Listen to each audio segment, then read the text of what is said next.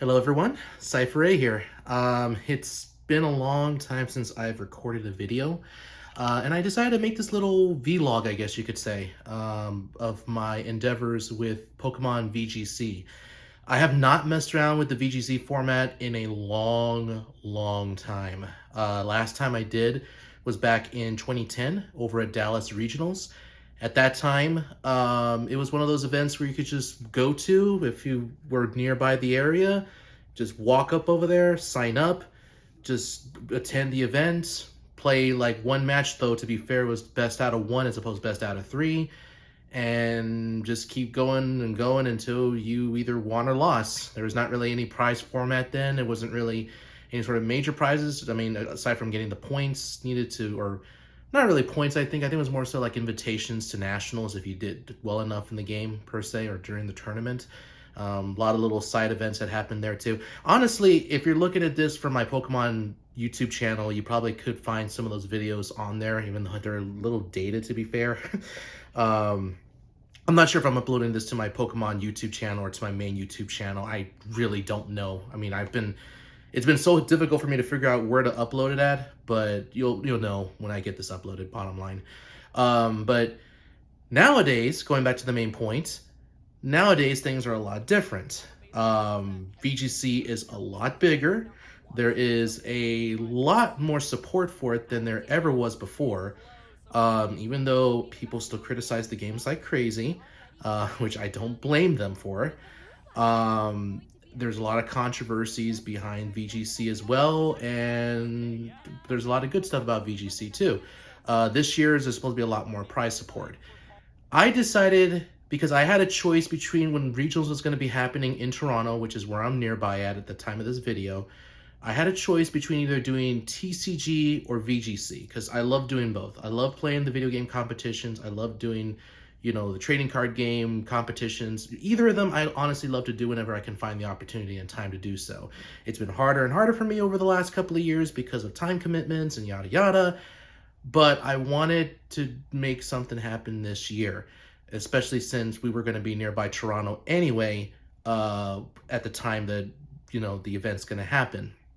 So I thought about it long and hard, and TCG was definitely something I wanted to do, but then I thought more about it. 1998 is the year when Pokemon first came out overseas. In North America, I think Canada as well. I'm not too sure about Europe. I think they might have gotten a little later. Correct me if I'm wrong, people from Europe. But all I know for certain is that Pokemon debuted in America in early September. Right now, at the time of this recording, it is late September, which is around the time the video games came out, which I guess you could say is proper for me to, make this video around this time, because it's kind of close to the anniversary, if not it is the anniversary of when Pokemon Red and Blue came out in America. That was 25 years ago. I've been a fan of this franchise for a quarter of a century now, and I really wanted to do something special for this, particular tournament, and actually, do something that was relevant to my fandom for Pokemon. Because again, I've been in the franchise for a quarter of a century. The anime, as soon as I saw that first episode, which was the pilot episode when they were boarding the SSN, I knew right then and there that I was going to be committed to it. But funny enough, prior to that, there was a magazine that I found. I can't remember if it was in EGM, it was in Nintendo Power. It was one of the magazines I read, one of the video game magazines back then.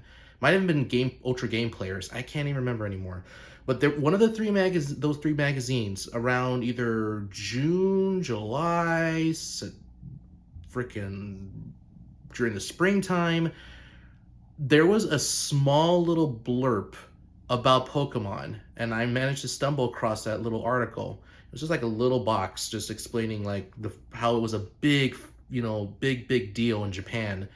And one of the little blurbs they mentioned in there was about the big tournament they were doing at the time over at Nintendo Space World, where they had the tournament for all the the kids to participate in over there in Pokemon Red and Blue.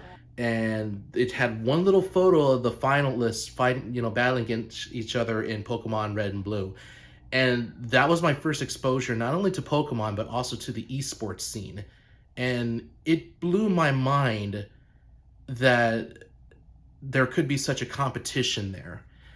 Um, I did find out much later on, too, that there was another little special thing regarding that event. So a couple of years later, I would say, a couple of years later after I read that, well, maybe like a year or two, I guess you could say, because I was really big into Pokemon in 1999, as was everybody else, obviously. It was the big Pokemon phenomenon.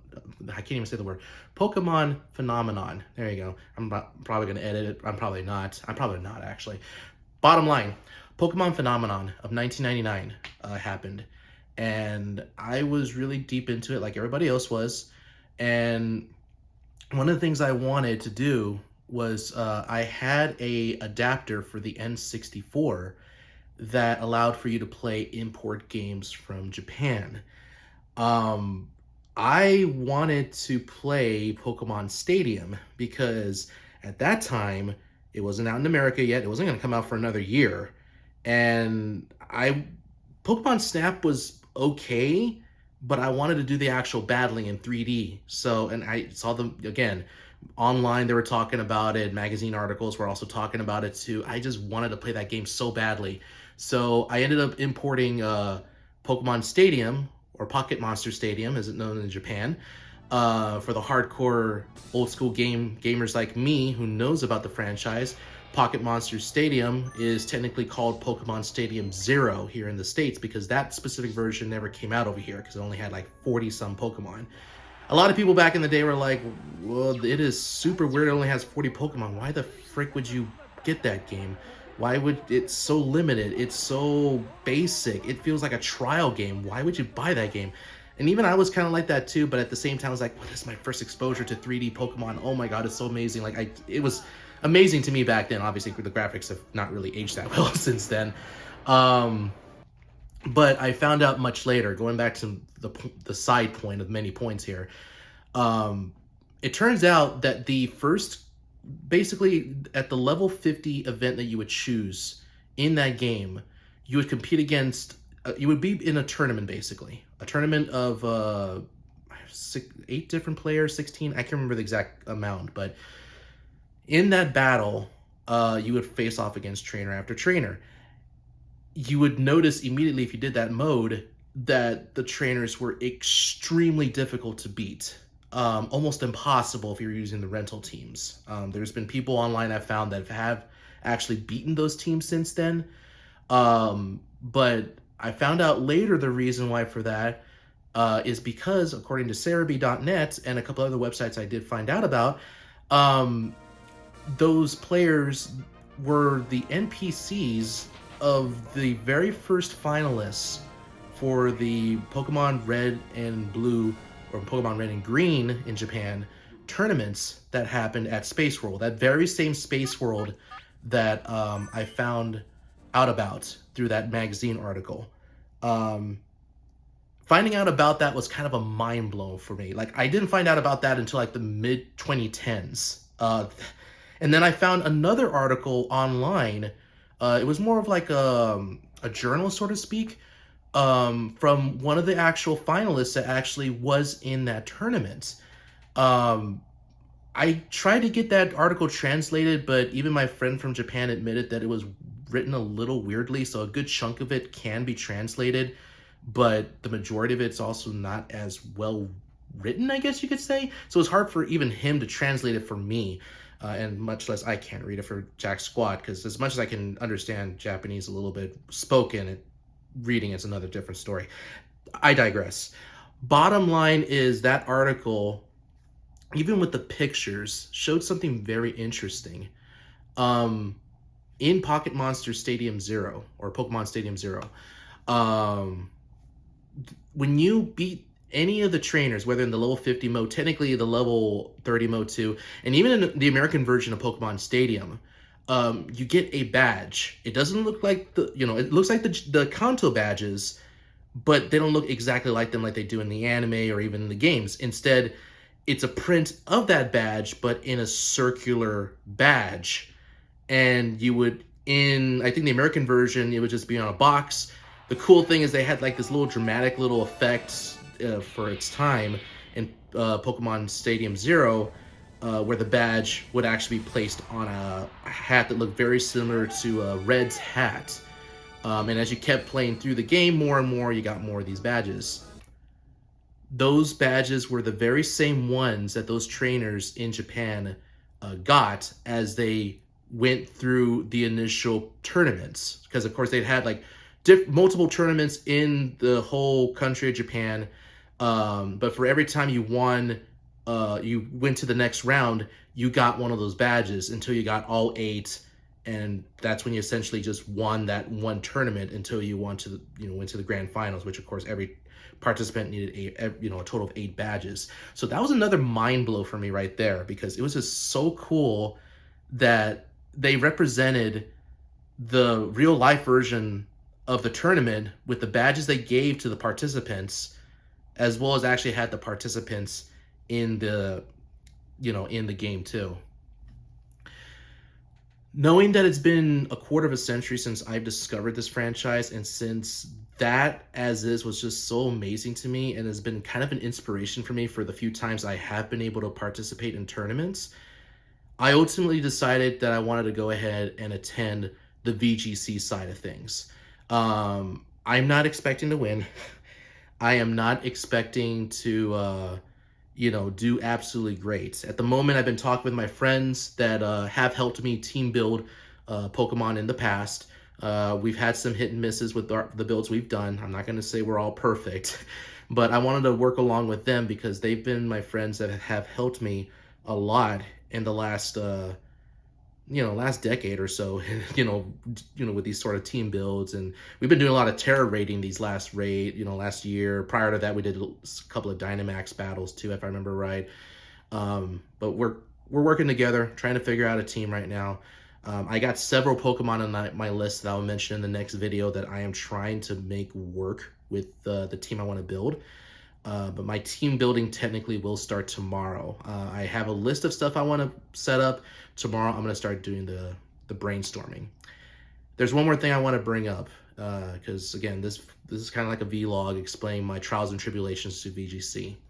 That little story I just mentioned about those badges and everything, there is a website. I forgot the name. I'm not going to edit this again, but I forgot the name. Buy. I said I forgot it, and it popped in my head. Buy.com. You buy from them right now. Buy.com. They are basically a third party that buys the products. Buys products from Amazon, or sorry, not from Amazon. Basically from auction sites. That are selling stuff that you can sometimes find online, but they're going to be 3 times, 4 times more expensive. Odds are, if you follow a lot of YouTubers that, buy a lot of Japanese stuff, you probably have heard that site to begin with, so you probably know what I'm talking about with them. But going to the point, there was something very interesting I found over there. Turns out, somebody was actually selling this badge. And this is going to be my good luck charm. I'm going to bring my Chico plush, as does a lot of people to begin with when it comes to plushies, being that, VGCs and TCGs as their good luck charms. But my Chico will definitely be wearing this, because this means a lot, having this specific badge. I'll show it off a little more actually outside the case, because it came with the case. But you can see I'm not sure if it's zooming in right to begin with. Is it? I can't tell. Is it? No, I can't tell. Now it is. Now it is. Obviously, now it is. Yeah, that's it right there. And it has the text on it. Pocket Monsters. What was it? Pocket Monster League. So that was like the first round badge of somebody. Whoever sold it on Buy, that was their first round badge, and they sold it online. I'd like to feel like that badge, the spirit of that, a little bit of the spirit of the person that went through that first round when they were a kid. Who knows if they won more than one of those badges? I have no idea if they did or not. But I like to say that part of their good luck maybe will rub off on me. Who knows? Um, but it's definitely a sentimental sort of feeling having that badge too, because it signifies not only the very roots of what we have now in VGC, but it also signifies what kickstarted my love for Pokemon. Just the whole competition aspect and how huge it was in Japan. This badge, again, showing off one more time, this represents all of that. And I'm hoping for the best. We'll see what happens. If I win a little more because of my good luck with this, hey, awesome. Um, my ultimate dream would be to maybe someday, maybe I'll keep playing after this. Who knows? I was going to treat it more as a one-time thing because admittedly, I mean, it's getting harder for me as years keeps going to do this, but I would love to be able to go to Worlds, compete as far as I can until I get to the semifinals or finals. And if it is against like someone from Japan, win or lose, I would give them this badge. Because I mean, that's where this badge really belongs to in the grand scheme of things, in my opinion. It's Japan's badge, you know. It's what it's you know it is what it is basically. It's something that I feel like I want to do. I'd love to give it to somebody who's a top player in Japan that I play against, and whether I win or lose, I'd love to give him that badge because that's a big significance in the history of Pokemon. So I got a little sentimental right there. I'm sorry about that. But either way, that is the end of my first video log of my endeavors with Pokemon VGCs. And we'll see what the next day brings. Again, I don't think I'm going to edit this. This is just going to be 100% non-edited with all my stumblings and word fumbles and everything. So if you did like this video, feel free to give it a like. You know all that jazz by now. I'll see if I can make more update videos here soon. So I'll keep you all updated.